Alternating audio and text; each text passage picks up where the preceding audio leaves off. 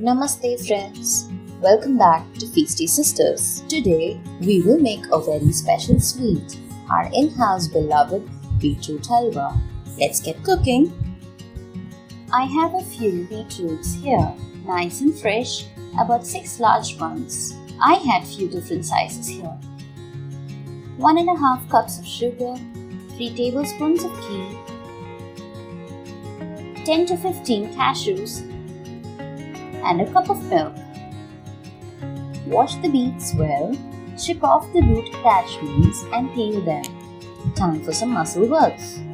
Grate the beets finely, measure it out. I have used the same size bowls to measure the beetroots and sugar. I got about 7 bowls of grated beetroot tightly packed.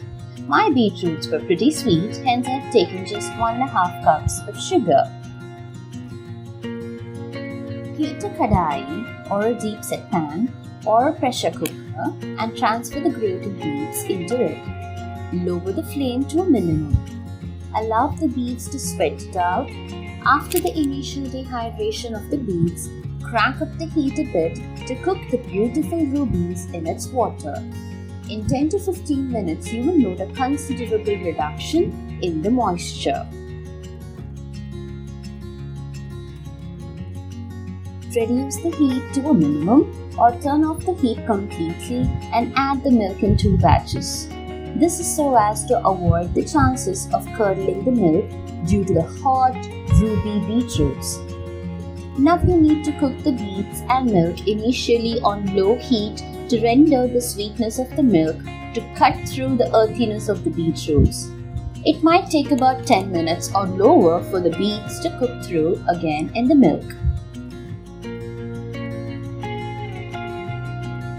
Add in 2 tablespoons of ghee and mix it to allow it to incorporate into the beetroots. Cook for about 2 to 3 minutes. This will lend to a nice, soft and velvety texture in the end. I have not added it in here as I had used full fat milk, but I strongly would recommend addition of ghee. Let's add in the sugar now. The sugary beetroots that we would have tasted in the beginning upon grating will decide the amount of sugar we will add in now. Dip in the sugar, mix in, keep the heat on medium and wait.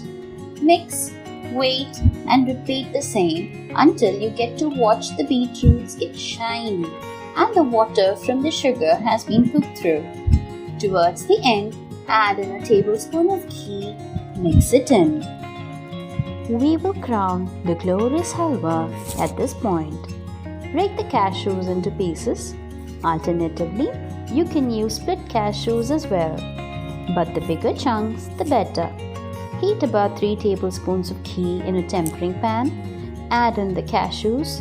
Roast them on low flame until golden. Add this into the beetroot halwa. Mix them in. And there you have it. Our dazzling bejeweled halwa is ready to gobble down as a dessert, warm or chilled, with some ice cream or along with hot chapatis or piping hot puri. It has no khoya to enhance it, since rightly cooked, the beets do all the talking. The nutty cashews with the soft, sweet beetroots is an experience out of the world. Try out this recipe and this will become a part of your wonderful celebrations in due course. Let us know how it turned out. We would like to thank our viewers for your love and support.